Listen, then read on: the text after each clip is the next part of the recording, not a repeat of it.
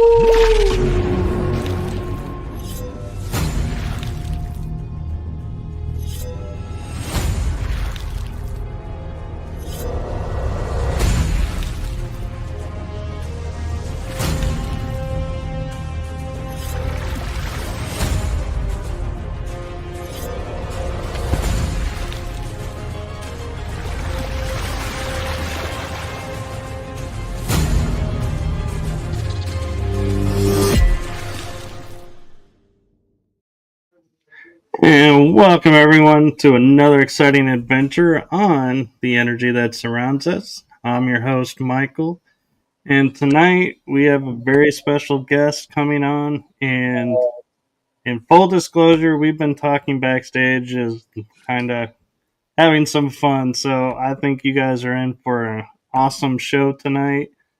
And I could sit here and, talk about all our accolades and everything, but I don't really want to bore you with that, so I am going to, in turn, hand it over to my awesome, amazing guest to introduce herself and to share a little bit about herself.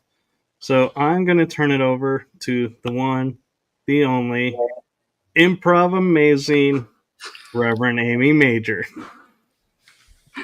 I know, right? With what we were discussing before. So I don't do acting anymore, but as we were talking about improv before. But no, thank you for having me on the show. This is a lot of fun.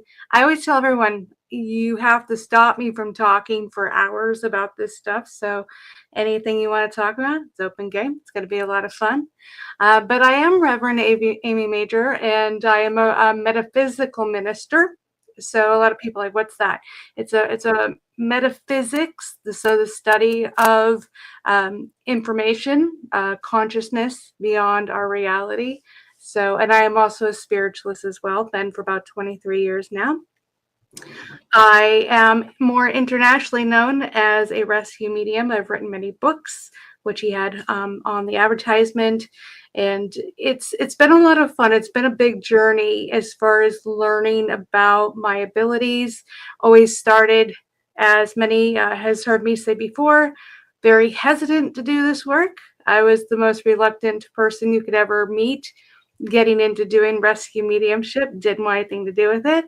But my guides had other plans for me. So I've been doing rescue mediumship since 2001. And I plan on doing it for the rest of my life. And my biggest thing now is educating the public about rescue mediumship, about earthbound spirits. And every year I learn something new. And so when I do get a chance to be on these shows and people ask a lot of questions, what I would have answered 15 years ago might be a little different now because, as I've been working in this field, we're constantly learning something new. The consciousness is expanding and we are grabbing and grasping more information daily as the spirit world gives us more information. So I think people are going to be learning about this field of mediumship probably for the next 50 years, at least, if not longer. So thank you for having me on the show. I'm gonna enjoy this. Yes, and I have to say, it's interesting you point out, how the answers evolve over time because Mm, first question I had, you kind of hinted around, and I was like, man, she probably gets asked this question so many times, but I gotta ask because I'm not even fully clear of what it is, and that is rescue mediumship. What right. or what exactly is the rescue part, and what is entailed? Well, I think mediums have been doing this work for hundreds of years, probably more and longer than physical. I mean, than physical mediumship, psychic mediumship. I think rescue mediumship, before it was even understood to be what it was. I think mediums have been doing it longer. Every time you see a movie about a haunted location, a medium comes in to help with the restless spirit in the home to help them move on. That's essentially rescue mediumship. We as mediums focus mainly on spirits that are the in between, or we call earthbound spirit. And with that, we help to educate them, counsel them, work with any unresolved issues that they have. So we're an advocate for them. We work with their spirit guides, we work with our spirit guides, and we help facilitate a healing experience for these spirits so they can release their attachment to the physical world. And many people say crossover. Rescue mediums, we like to say transition into the light because it is a transitionary state. It's not necessarily crossing a line or anything like that. There are actually many levels in between. So a lot of people understand that mediums do this, but they didn't know there was an actual name associated with this type of work. And I think as mediumship has been evolving over the last 30, 40 years, we've been branching off into many different specialties of mediumship where we all focus intently on specific tasks and intentions of mediumship. So you'll see a lot of evidential mediums and physical mediums and channeling mediums.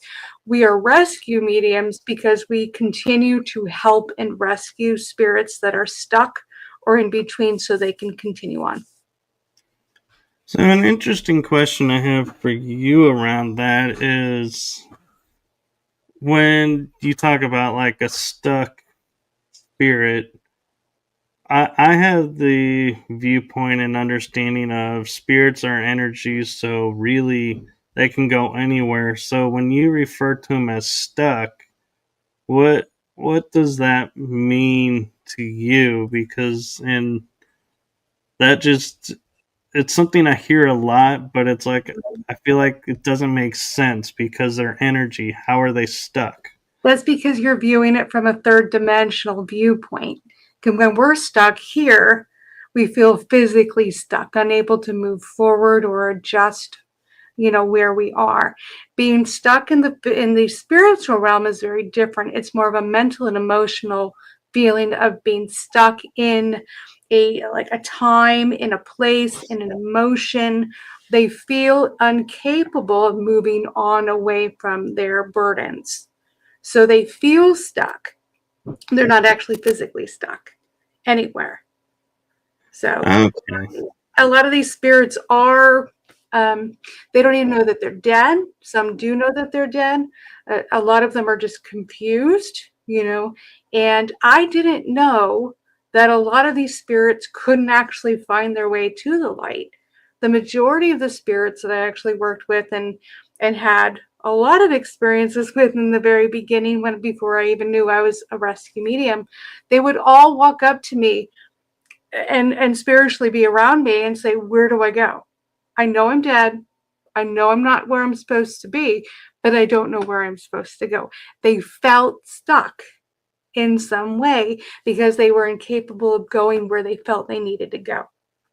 So That makes sense. And one of the interesting things is because as a paranormal investigator, I know from experience spirits aren't always as they appear. Like mm, sometimes they'll mimic something to get your attention. So as a rescue medium, have you encountered the so-called like mimics where something is appearing as something else, and how do you handle that? Well, all the time, because there are many spirits for various reasons don't want to show their true form. Some of them are hesitant to do it because they don't want you to understand why they're really earthbound. They don't want to transition to the light. So they'll give you a story saying something else. Then you'll have a negative spirit that will say, "Oh no, I'm a little girl and I'm here and I need a lot of help," but really it's a demonic entity. I teach my students in rescue mediumship how to step through the energetic layers of their etheric body to find out intention. There are many layers that where you can actually be able to step through the illusion if you just learn how to read the energy correctly. That's really cool, and I like how you say the illusion, because that's really what it is. And it's easy for people to, sit there and buy into the sob story and being like, "Oh, we gotta help this person. We gotta help the." When chances are you're helping something else because you're so into the story, you're not paying attention to all the flags that are going off, so to speak. That's why you need discernment in doing this work. You really have a 50-50. 50% of the spirits really do need your help and they are lost. I do actually connect with a lot of children that are in transition because they're afraid of going into the light. And then you have a lot of abusers, lower frequency entities that do come in and they're trying to manipulate you to gain, so you can gain their trust, so they can attach onto you, become a spirit attachment. So you have to learn a lot of discernment. And through my years of training, which was not fun, by the way, at all, I had over 100 attachments because my guides believed that experience was the best teacher. So it was interesting training. And through that training and through that experience, I learned a lot of discernment. And that's what I teach my students now. That's really cool and amazing, so to speak, in the terms of what a gift to be able to help others with. But yeah, I could totally agree with your face right now going, I wouldn't wish that on anybody. And Yeah. so sorry you had to go through that, but Well, that it story. is, yeah, it is a quite a achievement too. I mean, to sit there and say, wow, I survived this. And by saying surviving, I'm not meaning like they were attacking you or anything. It's just you survived in figuring out that something was there that shouldn't be there, either draining or influencing or just along for the ride, because not everything is bad and not everything is good. Right, right. Over time, you realize the subtle hints, the whispers, the feelings that you have from the get go are usually right. It's when you start doubting yourself or listening to other people or listening to the voice that's trying to come through to you. But it's that initial gut feeling that you have when something's happening to you. And I'm not talking fear, because a lot of people experience fear when they're dealing with earthbound spirits. It's the feeling of threat. And it's a very distinct feeling. Anyone who's ever experienced any trauma or abuse in their life knows what a threatening feeling is compared to fear. And when you actually feel that threat, and it could be very subtle because it's very distinct of someone coming in, even when they're coming in with kindness. You can feel the undertone of that kindness, and you can tell there's a different sinister intention behind it. But again, it takes discernment, and sometimes you gotta be knocked down a few times for you to learn that. But it doesn't happen as often as you think unless you're already carrying a dense vibration and you're already attracting those negative spirits to you, or you walk into a location such as an asylum and it has a lot of dense energy there. You're going to expect that there's going to be negative spirits there. So already have that discernment, already put your shield up, already have, you know, that level of awareness with you when you're stepping into that scenario. Otherwise, try to be a little bit more open-minded and don't think everything's negative, because most of the time it's not. And with that knowledge comes an interesting question that I get asked a lot, and I have a hard time answering because I know what works for me may not work for others, and it's not something I was taught, it's just something I knew. And I think with your, stating you've had 100 attachments, you're pretty knowledgeable on how to remove said attachments. And so what are the methods that you find really help people who may or may not realize they have attachments? Well, the first thing you have to do is understand the type of attachment they have. That's vital, because you have to know what it is and why it is before you find out the remedy of extraction. And so we have two forms. We have intelligent and manifested. The majority of attachments are actually manifested, which is self-created through either emotional or thought projections from the subconscious. Those are the majority of attachments that people actually create. They always talk, you create your own demons. You are creating your own thought and emotional projections from trauma that's been built up in the subconscious that's trying to get your attention to find resolution.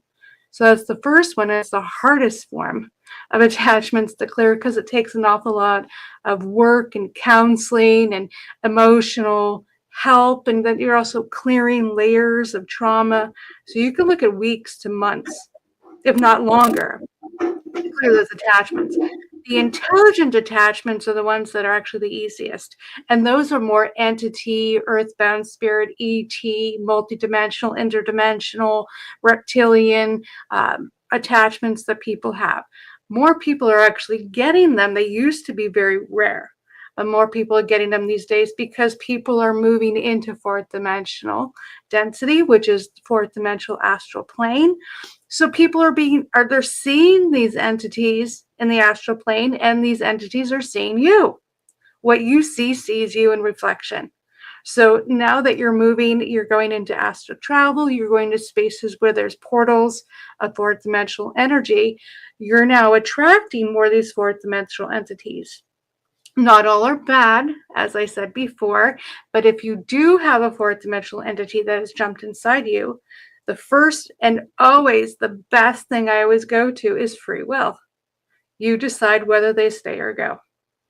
That's it. And it doesn't take a lot. Once you invoke free will, saying, I do not want you here, I'd always say, I do not invite, I do not allow, and I will not, I insist on you leaving me now. Through my divine light, you are required to go. But you have to really believe in it. You can't just say it and not believe it, because these entities don't actually listen to your words. They listen to your intention and your belief in yourself, your confidence. You truly have to believe that they're not allowed to be there. It's a game for most, because they're trying to break down your free will, because that's the only way they can get through to you, because their main initiative is to provoke fear so they can feed off your fear. Once you don't give them the fear, you provoke and you intently say, this is my free will, you're not allowed to stay. And if they don't go, then you get to call in what I call spirit police from the other side. You call them in, say, boom, they're going against my free will, and easily they are taken from the other side, put in lockdown. So earthbound entities, demonic ETs, people, believe it or not, it's easier than you think, as long as you understand your divine light. That's true. And what I find interesting too is people seem to think as my light goes up, things have harder time connecting to me. And I feel like sometimes it's actually the reverse. The more light you're putting out and the brighter your light is, the more of a beacon you are, so you're drawing more things to you. Oh, I got something to say about that. Go So ahead. So, throughout the years, there's so many teachers that teach you put a beautiful white light of energy around you and you'll be fine. And I found out, over time with all of those attachments, that wasn't working. And I couldn't understand why it wasn't working. And then my guides would finally come down and they're like, what do you think these earthbound spirits are looking for? They're looking for the white light. And you just put a big banner of white light all around you saying, come get me. And so you're raising your frequency, you're moving into fourth dimension, and then, like a bug to a flame, you set off this white light of energy, and all the earthbound spirits from miles around are now going to be swarming you because they think you're the light that's going to lead them home. So, white light is not the best strategy for rescue mediums or anyone in the paranormal. I would say if you want to have a frequency around you that protects you, come up with a color that you find is strong and powerful and confident, sets a really strong intention that says, I understand my divine light. I understand that I am protected by God. I am protected by my team. I am stating my will and my desire, and I'm confident in my ability to be able to stand in my own power. Whatever color that screams to you, use that color in your aura and in your energy shield, not white light. White light's great for mediums that go into the higher frequency that connect to spirits in the light because like energy attracts like energy. So it's fine for them to do it. But when you're in the paranormal or you're doing rescue mediumship, it's not exactly the best form. No, and thank you for sharing that because I know a lot of people out there, sometimes will sit there and go, I've done all the right work, I've done all the right prayers, yet this is still happening to me. What am I doing wrong? And so this maybe is, they'll hear this and go, well, let me try this because maybe it is me and maybe I am doing the sending up the wrong signal, so to speak. And I mean, in reality, when we think about it, there is no actual wrong signal. It just means what your intention versus what's happening aren't in alignment. Always And pay so, attention to what you're attracting because that tells you a bit about your energy. And you mentioned something about this doesn't work for me, or people saying it doesn't work for me. And what I always tell my students is don't look at what's going on the outside, look at what's going on the inside. Because it's your internal core frequency that's attracting all these things coming to you, like a beacon. So it isn't necessarily the aura, it's the core of your soul. And the core is more of who you are, what you believe in, how you feel about yourself, how you feel about others, any trauma you held, any crisis you've gone through, any hardships you still hold. All of them are like a weighted blanket or just weights inside your core frequency. And you're working so hard to get that outer layer to look bright and shiny and say everything's just fine.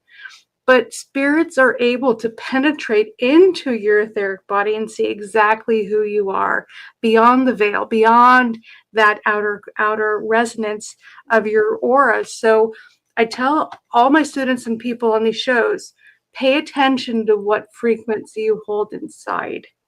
And if you feel that you're still attracting things that are attacking you or hard to handle, look at yourself and say, do I still have trauma? Did I fix all my wounding? Is there anything I'm holding on to? Am I resentful of anything? Am I jealous? All these things that can lower your internal core frequency. If you're not in a state, and it's really hard for most people to be in a state of bliss or happiness or joy. We live in a very hard world, but the majority of people really should be at peace with themselves. And if they are, then they're going to attract more peace to them. So I say go internal. Don't worry about what's going on the outside, because the outside's just should be a reflection of what's going on the inside. I agree. And one thing that I'm curious how you're going to respond to is the situations like, say, you mentioned like the reptilian attachment. Mm-hmm. Somebody removes it, they do, and it comes back. And they say, oh, and they do, like you said, they get a force, like you call the police force, and they come and take it, but yet it comes back. Mm-hmm. What, or is it because they didn't believe that it worked, that it's coming back, or is it because they keep talking about it, they're inviting it back and not realizing they're inviting it back? I would look at several factors, actually, more than just that. Because I would look at what's the magnetic force of these reptilians coming back to the individual. It may actually be that the individual has a contract or an agreement with these reptilians and they're not consciously aware of it. They may actually have an agreement to actually have attraction of these reptilians to learn more about them, to clear them from the planet themselves. They may have a reptilian past life, therefore they're attracting reptilians naturally through their karmic body, which are past life memories. They may actually be a star seed that's working with the reptilians to gather information. It isn't necessarily about belief system. There could be many factors that's actually creating a beacon, that energy to attract to you. I was attracting earthbound spirits for years, and I had so many mediums tell me that I was bad because they say like energy attracts like energy. And all I was getting was all of these really negative spirits around me, and they were bloody and mean, and they had, white faces with big black eyes, and they were like demonic. And all these mediums, like, there's something wrong with you. You need to really cleanse yourself, or you need to clear your karma, or find out what if you have a curse on you. And I would go to my guides, and they're like, you're attracting what you're supposed to help. Don't think you're a bad person. You're just attracting wounded spirits because you're a healer. So just because you're attracting something that's bad doesn't mean you are bad, doesn't mean you're doing something wrong. Just it might be trying to tell you something. Look into your contracts, contact your guides, find out the deeper meaning of what you're attracting. It may mean something bigger than you know. That's very true, and that's something I don't think I've ever really given thought to. And I'm wondering also, as you're going through like all these different places or dealing with people, when they think that they're talking with like a spirit, say, oh, a spirit of a lady that used to live in the house, Mm-hmm. but they don't know they're talking to that lady.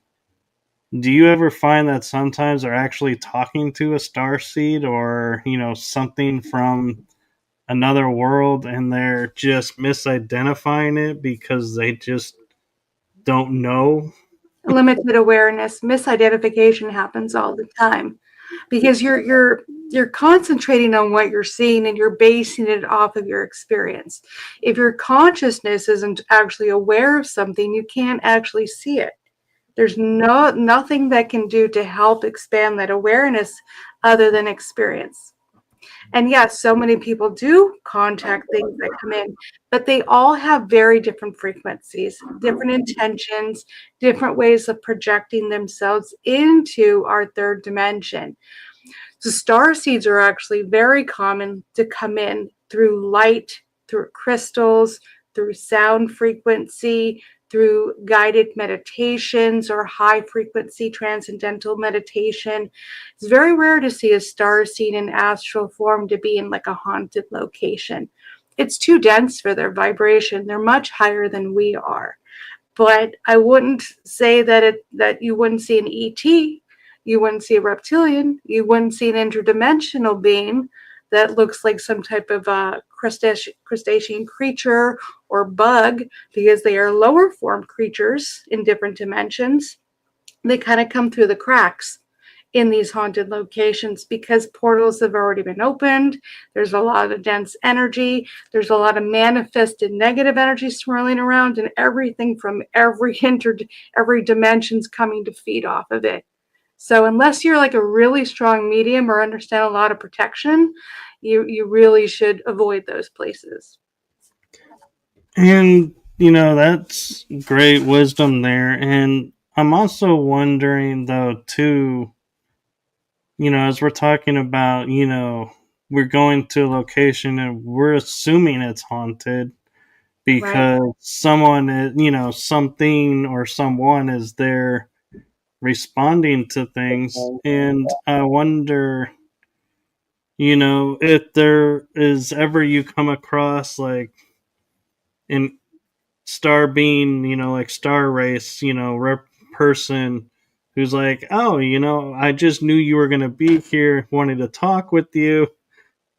But everybody that comes to talk thinks, oh, this is a bad spirit and gets misidentified, and starts talking about, oh, this is harmful, this is bad. Not Do they start necessarily. to take that on, or do they just, what do you feel like happens there? These star beings know how to find us better than we know how to find them.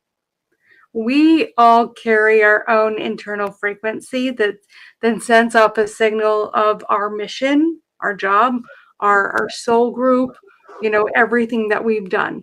And these star beings are above and beyond our consciousness. They know how to morph in and out of dimensions through walls, through buildings, through water, through air. So they'll most likely come and find the people that they want to communicate with. You don't see a lot of star beings in haunted locations.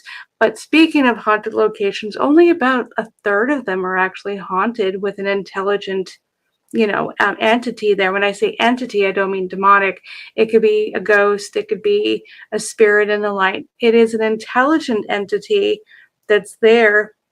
Believe it or not, like 3/4 of the cases are all residual hauntings, which are just energy imprints that have been left behind. I mean, think about it all around the world, how much history there is, and the layers upon layers of energetic imprints that are there. Of course, we're going to feel things. We're going to sense things that are very dark and mysterious. We're immediately thinking that it's haunted when, in fact, it's probably not. And the way you can tell is if you're in a place and you feel emotion or you feel heavy, it seems really dark, but you're not getting a lot of interaction, such as things moving or something trying to communicate with you. The majority of it's going to be just residual haunting. If you actually have something that's moving things around or trying to actually actively communicate with you, most likely it's some form of entity trying to get your attention. And I understand that. And one thing that I thought about and was informed about that it's like find interesting is, we think of something as being a residual energy because they're doing the same pattern over and over. It can, not always. And when I was challenged to think about it, and it actually makes sense, is what if the veil at that location is so thin that you're actually seeing a dimension that's like maybe an eighth of an inch off of us? Mm. And so what you're seeing and you're thinking is someone who was a long time ago going through the motions of what they're doing, but we're actually seeing another dimension where they're going about their day and they're looking at us and going, hey, look, there's these residual people that just keep staring at us. Mhm. What are they doing? So, do you ever feel like that happens and we just don't realize It that we're usually looking at? happens, it does usually in areas of ley lines or portals that change the vibrational frequency where the dimensions can overlap each other. And these spirits aren't there all the time. They kind of morph in and out of view.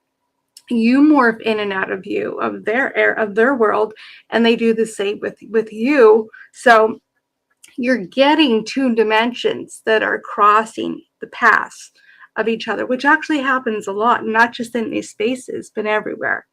And so these are what mediums do. We go in and through these different dimensions to see these spirits. If other people are seeing them, then the dimensions are doing them themselves. So it's actually a lot of fun to see that. And I'm wondering, when you're at a location and say the veil was very thin and something crossed a dimensional barrier and is in our space and they're, trying to get home, how is, would you be like, as the rescue medium go, oh, hey, you don't actually belong here. You belong over here. Let Mm-hmm. us open this portal or Mm-hmm. veil, however you want to describe it, and send you back. How does one figure that out? Like, how do you tell one dimension from another being here?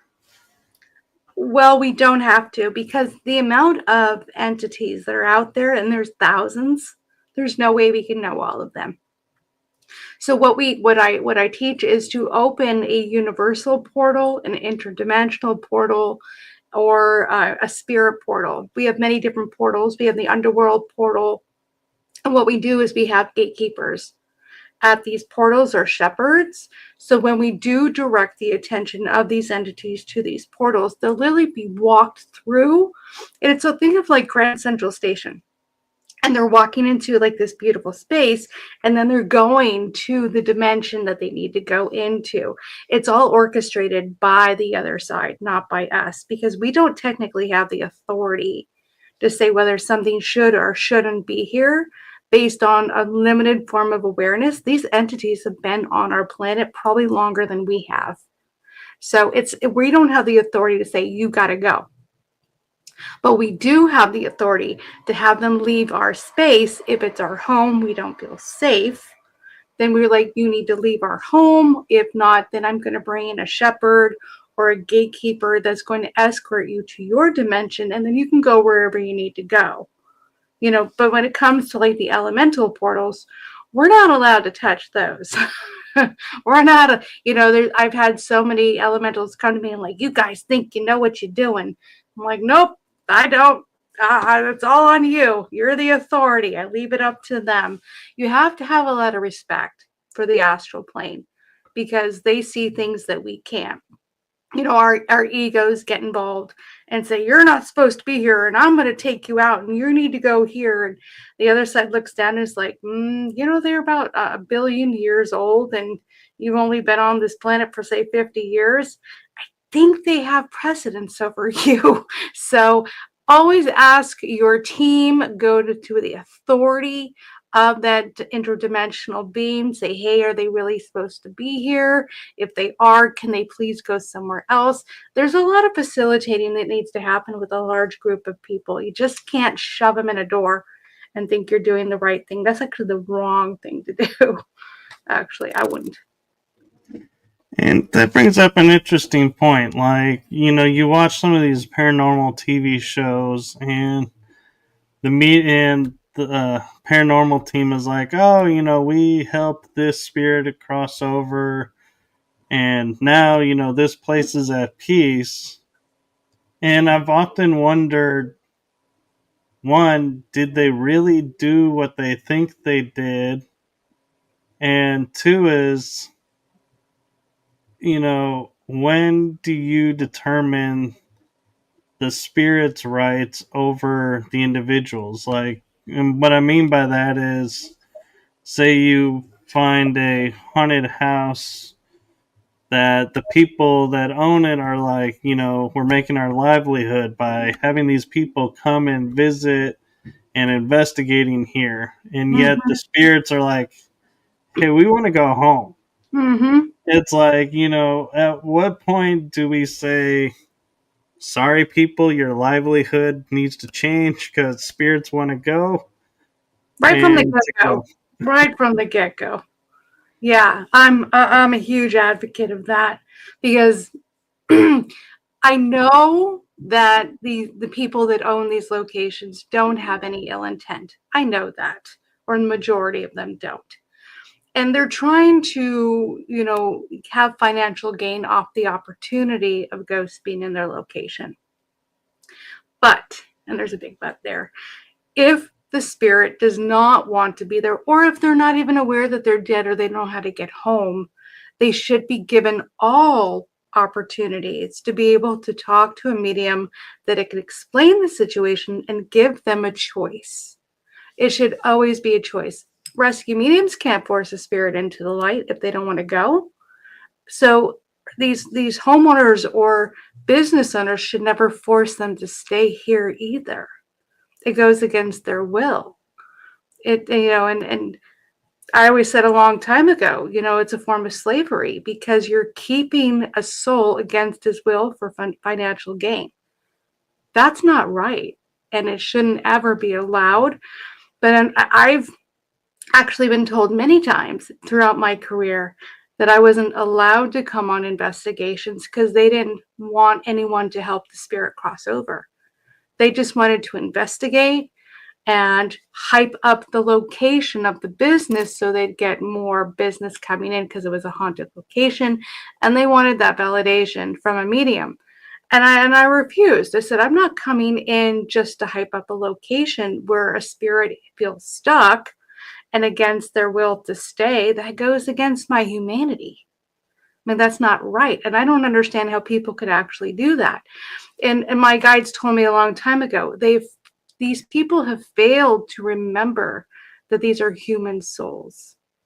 They think of them as objects or things that they can possess and use.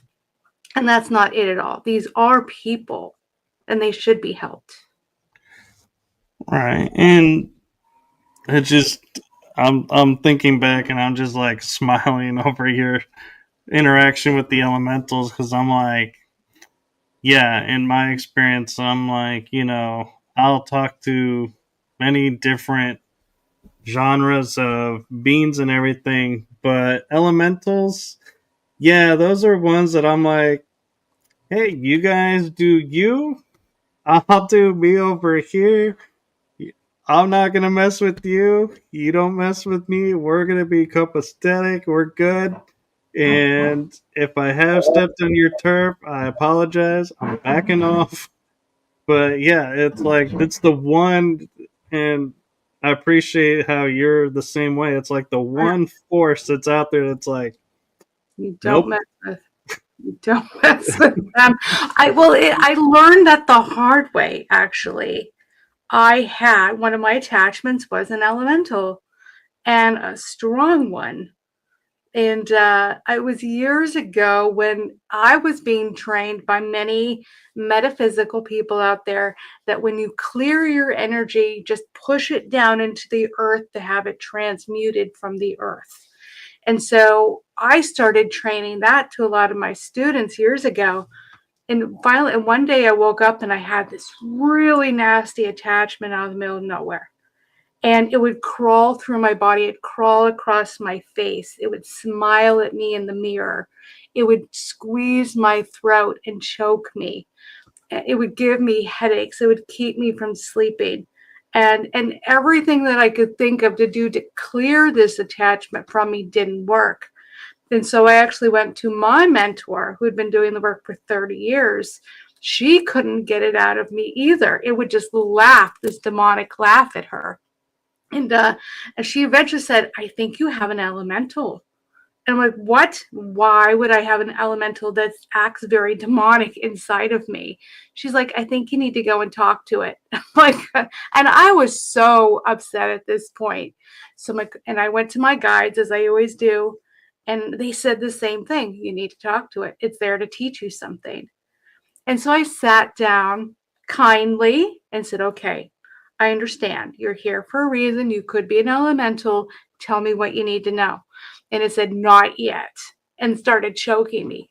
3 weeks went by of torment from this attachment in my gut, like literally squeezing my intestines. Like I was broken after 3 weeks. So finally, I was just sitting there and I was crying. I'm like, I don't know how to get you out of me. I don't know what you want, but this has to end. And I said, I'm not ready to tell you. And I said, okay, so what's going on? He's like, you need to stop putting your energetic trash in my realm. And I'm like, what? And then he started showing people dumping their energetic baggage into the earth. He's like, you've polluted our earth. You've damaged our earth. You're walking around with energetic trash all over you. And then you want to give it to us. We've had enough of you humans. And he's like, you are not going to train anyone to do this work going forward. And I'm like, well, where should we send it? They said, send it up, send it to the stars, but don't send it here. And I'm like, okay, I get it. I'm like, well, why were you so mean? He's like, if I wasn't mean and if I didn't make enough of an impact, you wouldn't have listened. And in an instant, he left my body. And I guarantee you to this day, I will never, ever teach anyone to put their energetic baggage into the earth ever since then. It was a horrible experience. Yeah, fun fact is, I always say, sending this back to source. I'm like, let source deal with it. They created it, let them handle it. But yeah, and I'm just kind of laughing when yeah, how many people have pushed what they don't want Oh, so off many. into the planet and think, oh yeah, the planet can take care of it. The planet's, It, this or that, and it's like this is someone's domain. It's like it is. I'm just laughing at the fact that it said put it into the air because I'm like, oh my god, I could just imagine an air elemental coming around, and I it's all open up a universal portal and I send it to universe or I send it to source because I don't know. Again, I don't have the authority to decide what needs it the most. So I send it to source or universe, and I always state I ask that this is sent to the universe to be used for the highest and best of the universe. The universe knows better than I. And so you send it, it could be used to make a star, a nebula, it could be used anywhere, but don't send it to the other. It's like taking your trash out and throwing it in your neighbor's house. You know, some of us want to do that, but most of us shouldn't do that. should be not ever do that. But I didn't yeah, give you permission to do that at all. And the earth definitely is your neighbor, it's your home. Don't put your energetic trash there. There's so many mediums and healers out there that are still teaching that. But I guarantee they're probably going to have an elemental knocking on their door, kind of telling them not to do that either. one could hope in a nice way. And in full transparency, as we were talking earlier, you were like how you love questions from the chat room. I do. We actually have one. Yay! Kits Like Hell, she is asking, are elementals the ones you can offer food to? Yes, they're actually elementals, but there's also creatures from the magical kingdom as well. You can offer food, which they love, but they, believe it or not, they love sage and cinnamon and flowers and shells and crystals and rocks. They love earth gifts. Food is fine as long as it's clean, like fruit. You know, they don't give them a slab of beef or anything like that. You know, if you're going to give them anything, it's an offering. It's a gesture of a gift of gratitude to them. And I always ask first, like, what would you like? And I sit there, I quiet my mind, and whatever comes to my mind. But I've over the years I've seen the same thing: sage, cinnamon, sometimes Palo Santo, herbs, all types of herbs, flower petals, shells, and shiny rocks or crystals. They love them all. I love them all. A little bit tobacco sometimes for some if we're doing something for the Native Americans as well. And then you can burn some sage or some incense there because they love the smell of that. So it can be a little bit of everything. That's really cool, and I'm glad you brought up the tobacco with the native traditions or indigenous, whatever term you want to use. Um, because I've gone to ceremonies where we offer tobacco, and it's like, you rub it through your fingers, so it's like you're dropping it through the air, so it's like you're offering it to the air. Mm, It hits the ground, you're offering it to the ground. It probably will eventually, rain will hit it, or something, it'll get brushed into the water, so the water elements are going to get it. And it's like, or, sometimes they'll throw it into a fire and mm. release it that way. And it's like paying homage to the elements without saying you're paying homage to the elements. And so I wonder, when we go to places, a lot of people say you should leave something behind for the spirits. And I wonder,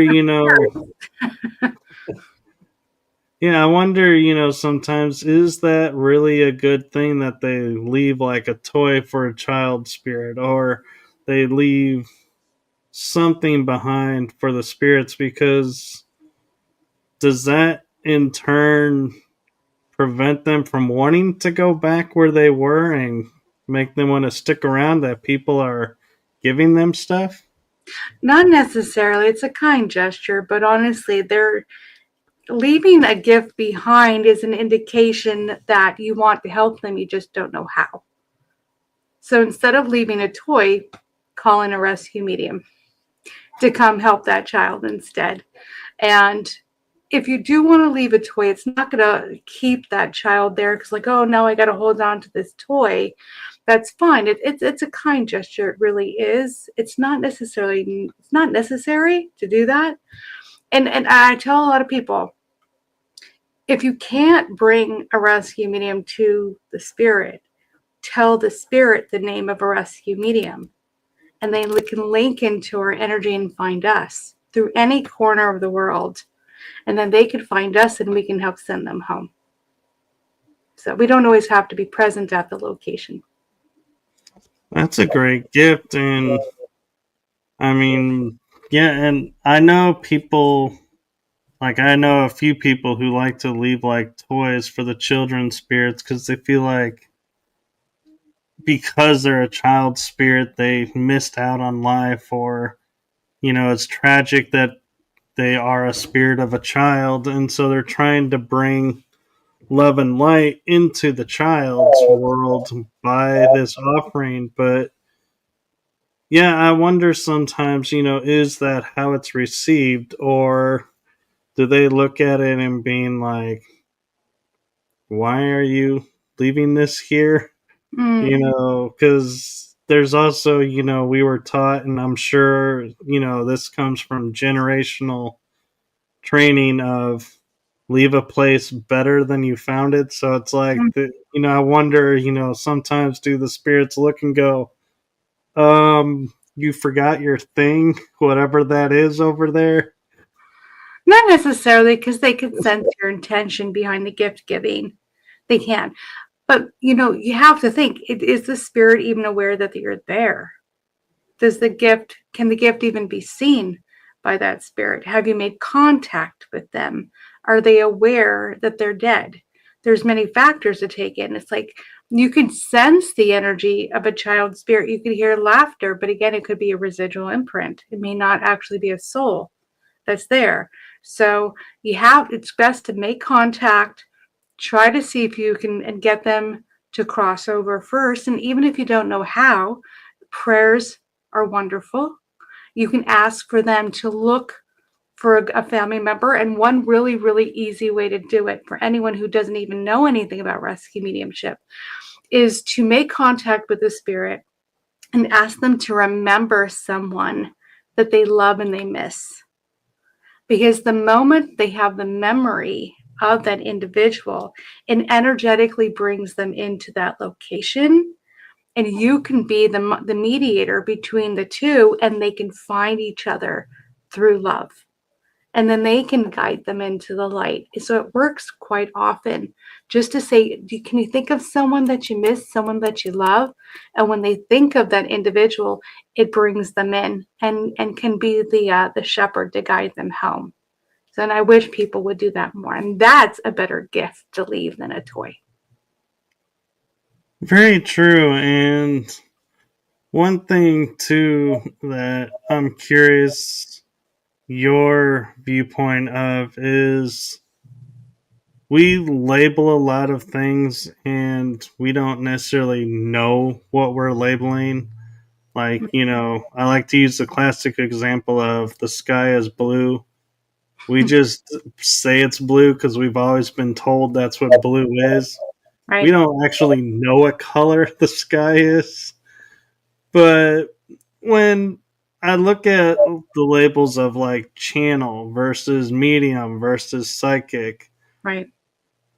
people take offense if you use the wrong label. And in my mind, I kind of struggle sometimes to kind of tell the difference Mm, because they all seem like they have the same base. right. And so I'm curious, because you list yourself as being a channel, a Mm. psychic, and a medium, what your interpretation of that is. Well, it's the technique in which you communicate with spirit that tells the difference. And it's just like, yes, we're all mediums, but think of it like this.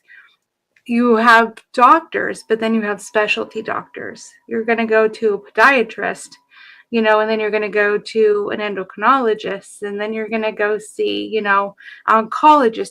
They all have different specialties, yet they have the same base of being a doctor.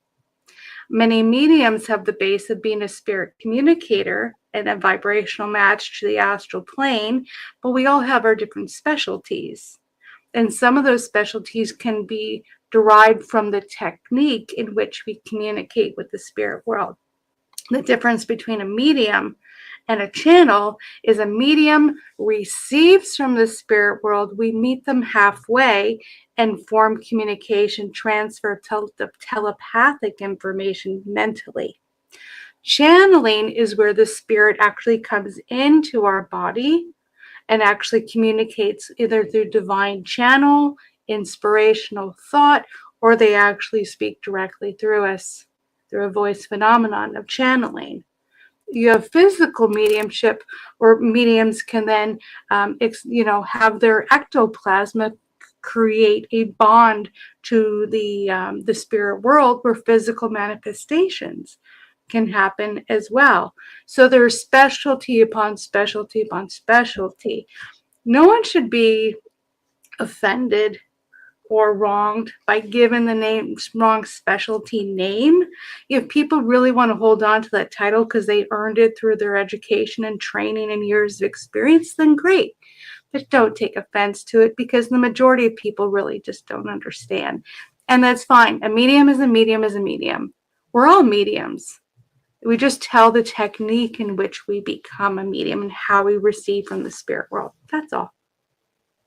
And I like how you put it that way because I was talking with someone who was like, yes, I'm a medium, but I will never channel. And I'm like, what do you mean? And I'm like, channeling is mediumship. And they go, oh no, I will never let anything come in and take over my body. And I'm like, what in the world are you talking about? Because, like, I used to channel, Yeah. and there's agreement of, yes, you're going to come in, you're going to speak, and then you're going to leave. You're not inviting something in that's going to have you go driving down the street and going to, get a burger because they want a burger and you don't eat burgers. And, you're not giving your body to someone. And so that's where I feel like so many people don't understand the process and are afraid of it and turn their backs to it. And is that Well, something you find as well? some. But no one should do any form of channeling without proper instruction, guidance, and a relationship, an agreement between themselves and the spirit who's going to channel through them. They need to build a relationship of trust between the two. I agree, you should not just let anything or anyone into your body. You should have heavy discernment with that. That always starts with intention, your belief. And if you do have a contract or agreement through your soul mission to be a channel, then you already have a team assigned to you. Go to your team, talk to them about the right procedure and structure in becoming a channel, find out who is going to channel through you, and then be able to form that wonderful bond and relationship of trust so you never have to worry. Very true. And I'm looking in the chat room, and Lucier Ancient Mystery School, Jim Lucier says there's trance channeling where a person goes into a trance. Yes. And that's true. There is that. And he says people confuse general channeling and trance channeling. Yes, they do. Trance channel is a lot more rare. And that takes years of training and experience and a lot of trust. But the majority of people actually do something even more than general channeling, and that's inspirational channeling. That's where you're in the right place at the right time saying the right thing, and you don't even know why you're saying it. You don't know why you went to a location, you don't know why you're speaking to someone, and you don't know why you're saying the words that are coming out of your mouth. You are divinely inspired, and through a channel of spirit, giving somebody information that they've been needing for a while. And we do that every day, almost every day, because the spirit world's always looking for opportunity. They're looking for people that are open, have the right vibrational match, and are welcoming a chance to be able to help others. So we do inspirational channeling a lot more than anything else.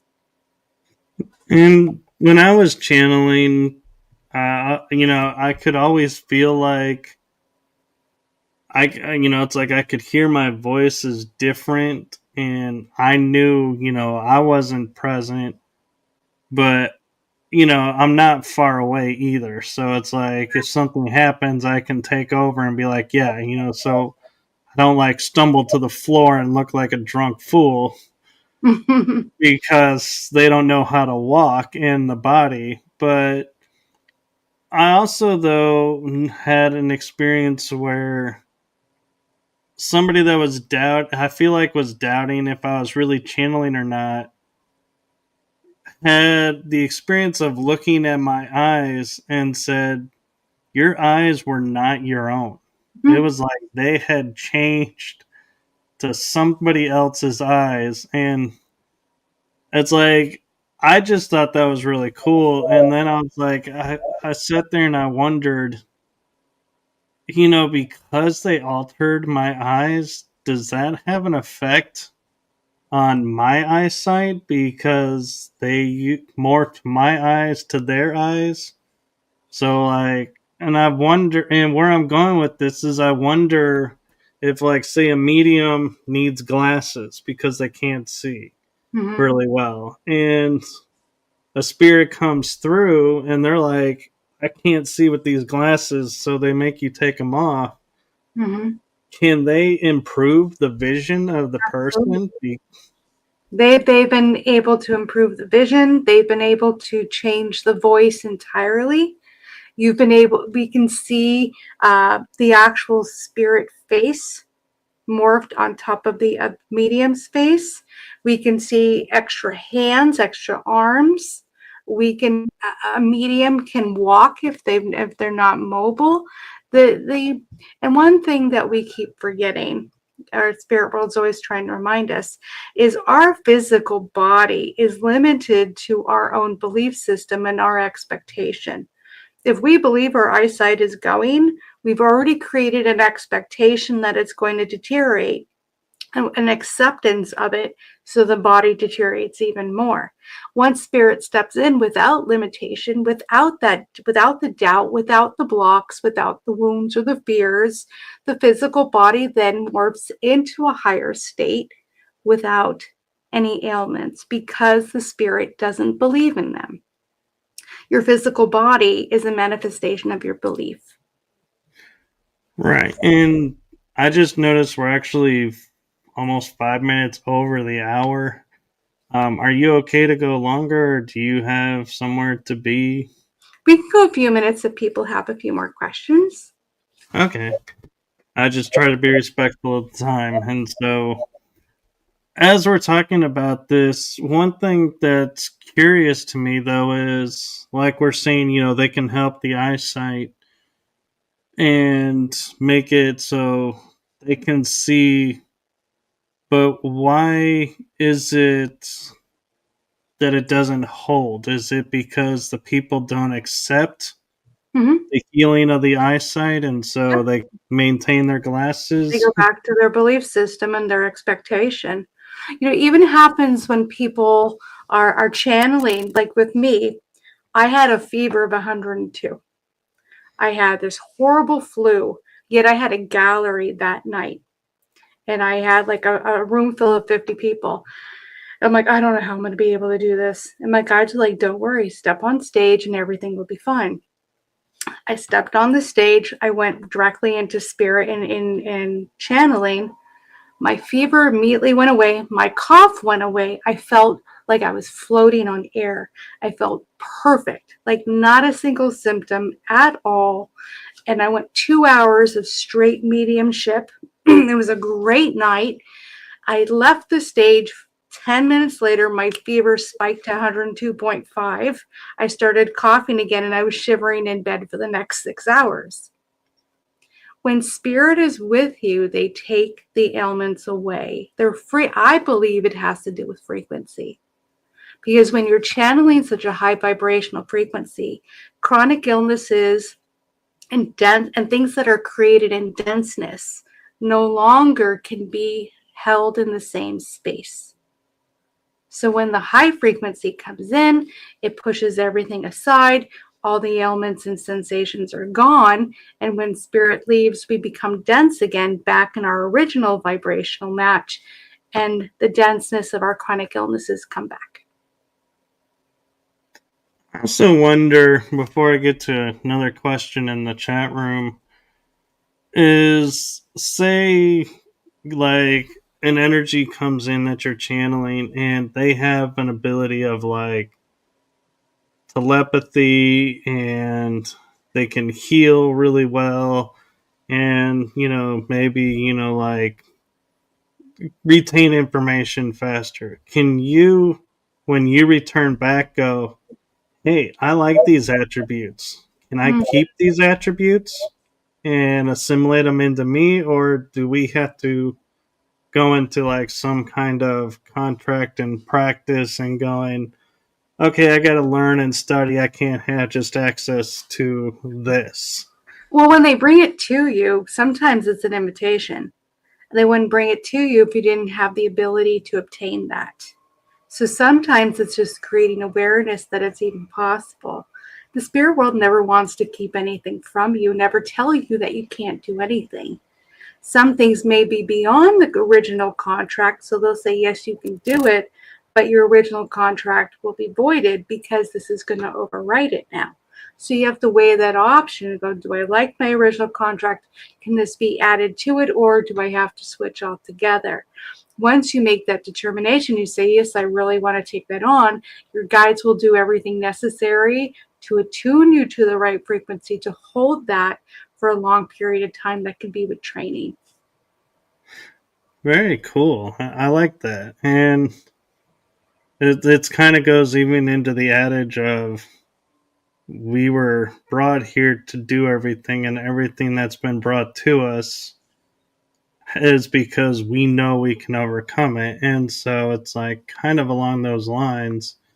And the question actually is coming from Jim Edward Lucier again, and he's asking, can you talk about your awakening in 2000? And he came in late, so he's like, you probably already did, which no, we didn't actually. And so, thank you for that question.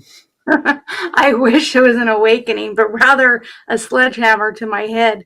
It was, you know, I had been hearing voices and talking to dead people my whole life. I didn't see them, I heard them. So I had clairaudience my whole life. And then I did a lot of astral travel as a child, and I had so many past life dreams.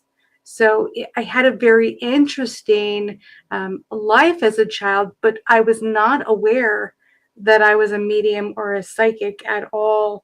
But I was having a lot of experiences where I knew that I'd come for a mission. I knew that because the voices in my head, voices, were telling me that I came here to do something very important, and that I was different, and that one day everything would make sense for me because I'd question it.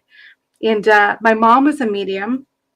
I thought she was crazy growing up. I didn't really think that she could actually talk to dead people. And I did not know the voices in my head were actually dead people. I just thought it was my inner dialogue, even though it was telling me things that I didn't know about myself and my future. And so I think around the teenage years is when I started having experiences with ghosts. And my first experience with a ghost, I was home alone, 15 years old, and in the shower, of course, with that experience. And I remember I was taking a shower, and next thing I know, I felt someone walk into the bathroom. Now, I was in my parents' bathroom, not ours. We weren't allowed to use our parents' bathroom because it was a nicer one. And I thought, oh no, I'm caught. My parents are home. I'm going to get in trouble, because you try to use the stuff you're not supposed to use while your parents are gone, a rebel using their bathroom. And next thing I know, I look out of the shower and there's nobody there. And so I'm like, oh, maybe I was imagining this. And next thing I know, it walks closer to the shower curtain. And I'm looking and I'm like, something's going on here. There's somebody that keeps coming in and out of the bathroom. And I felt them standing there. So I look and there's no one there. And so I'm like, that's it. They left. There's somebody in the house. I turned off the water. I had soap in my hair. I grab a towel and I start walking through the house. I'm like, somebody's in this house. And I'm freaking out because I'm home alone. And I'm looking and all the doors are locked. There's nobody in the house. I'm like, I'm starting to lose it. I am. This is crazy. And so I go back. I'm like, okay, let me just wash this stuff out of my hair. And then the energy came back into the bathroom, stronger than before, and stood right next to the shower curtain, almost breathing on me. And I didn't know what to do.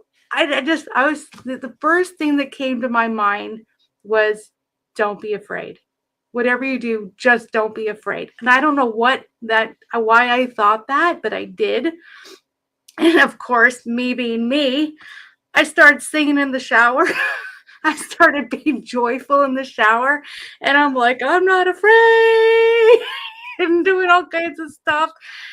Next thing I know, this bright light comes into the bathroom, and I heard, Amy, I'm a relative. I'm here to protect you, and took that heavy energy next to the shower curtain and pushed it out of the bathroom. And I'm left there going, what just happened? And then, that was my introduction to the fact that I had spirits around me. But it was about 5 years later where I actually had an astrology reading, which changed my whole life. And in that astrology reading, she told me I was a psychic and a medium, and I was going to devote my life to doing this work. Now, I thought she was crazy because I was ex-military, naval intelligence. I had just gotten out. I had a baby, and I was like grounded, logical as you can be. And I'm sitting here going, you gotta be kidding me. I am not a medium. I'm not a psychic. I have no idea what you're talking about. But sure enough, the voices came back. The energy came back the moment I had that awareness, and I was swarmed ever since. of ghosts. So I wouldn't call it an awakening. I would call it something entirely different. An awareness. An awareness, because once you are aware, there's something like the door gets swung open and there's a line, like a long line of spirits, especially if you're doing rescue work. There's a long line of spirits waiting to get your attention and talk to you. So they've been waiting years to communicate with me. So I obviously had a large buffer around me from my guides, because the moment I said, okay, I'm a medium, it's like my guides took a step back and just like a tidal wave came over me. So I had to learn a lot from there. It was an interesting journey for sure. Well, it's kind of funny too if you think about it, going with the long line and going, all right, who's going to be the first? Who's going to be the one to tell her we're here? And it's like you almost got to feel bad for that energy that was like walked in to say, hey, we're here to talk to you, and got shoved out. And it's like, yeah, it's funny for us, laughing now, thinking about, all the possibilities. But yeah, I totally can see, a dark, heavy energy. Not exactly the best thing to be around a bathroom in. No, and when I had this swarm of all the spirits, I kept pushing it away because they felt dark and heavy and negative. And I'm like, no, no, no. So I'm going to go take a mediumship class. And so we're in a circle and everyone's like, okay, we're going to talk to our loved ones in heaven and everything is great. I can't wait. I can't wait. There's like 5 of us.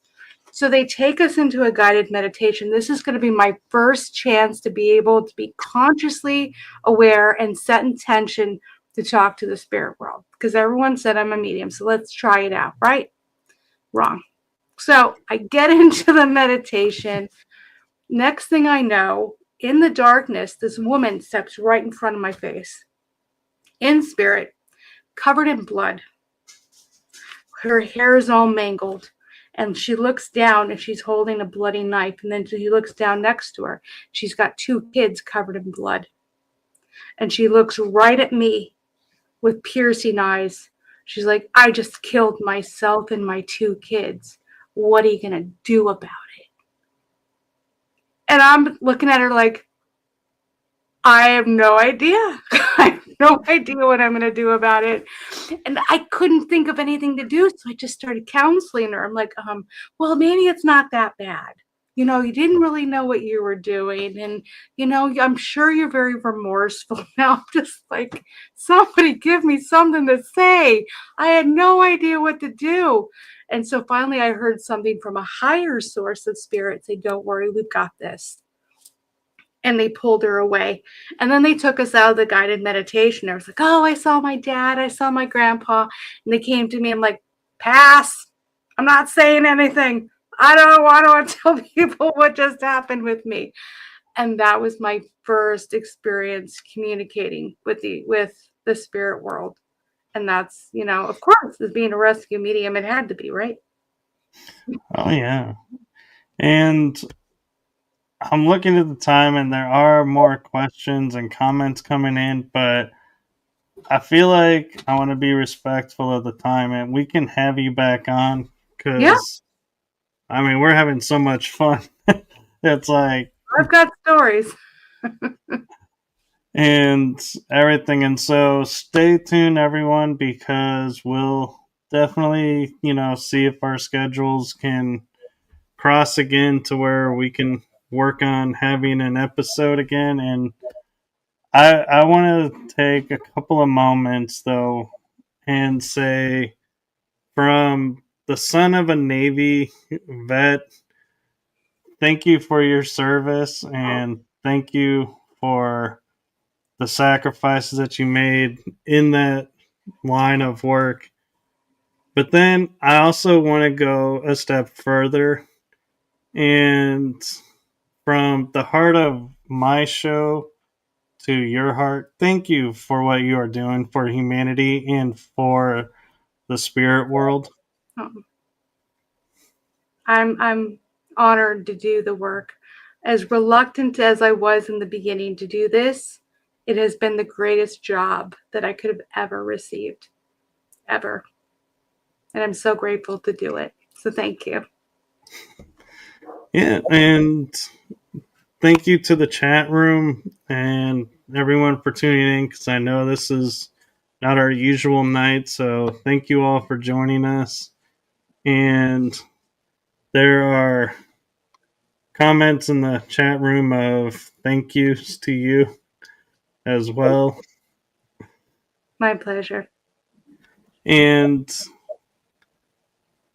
I just want to say to everyone, there is hope, as bad as things look like when we start, there's always hope that, it's not what we think it is, so it can become better. And I like how your story, kind of mirrors that, where you had a rough start and Yeah, didn't, it was like, no, and now it's like turned into this really great gift. right. And so, yeah, don't give up on what's going on, because the way you think it's going to happen may not be the way it's going to unfold, but there is light and beauty in the unfolding. So I don't know where I'm going with this, where this is coming from, so I think I'm going to leave it at that, because I don't want to like construe the message. I always say transform your fear into your power. Ooh, I like that. Yeah. Transform your fear into your power. Because the spirit world has always told me your greatest weakness will eventually be your greatest gift to the world. So, Well, you heard it there. And so before I play the outro and end this episode, where can people find you and get a hold of your book? they can get a hold of me through my website, amymajor.com, or on Facebook. I have an account or a few accounts on Facebook. All my books are available on Amazon. I have a downloadable book, How to Clear Spirit Attachments from You. They can find that on my website or Amazon. A lot of people go to the book Toward the Light for a general overview of what rescue mediumship is, and a lot of people love that book. Light the Way is a field guide for those who want to start dabbling in rescue mediumship and learn more about this modality and how they can do it themselves. And then you can go, if you want to go even further than that, to my school, which is spiritrescuecenter.com, where you actually can train to become certified as a rescue medium and do some real great power out there in the world and really help a lot of earthbound spirits. So just reach out. I'm happy to direct you if you're really interested. Very cool. And thank you for coming on. And if you guys enjoyed this episode, please click the like and subscribe if you haven't already, so you can follow along with all these episodes, because you never know when we'll have Amy back on. And so you might want to follow along. If you had fun this time, just wait till we have another episode. That's right. Might get weirder. I love it, because often I'll say, is that even possible? But I've learned the answer to that is a hard yes. Yes. Absolutely. It can only get weirder from here. So, And with that, we're going to say goodnight, everyone. good night.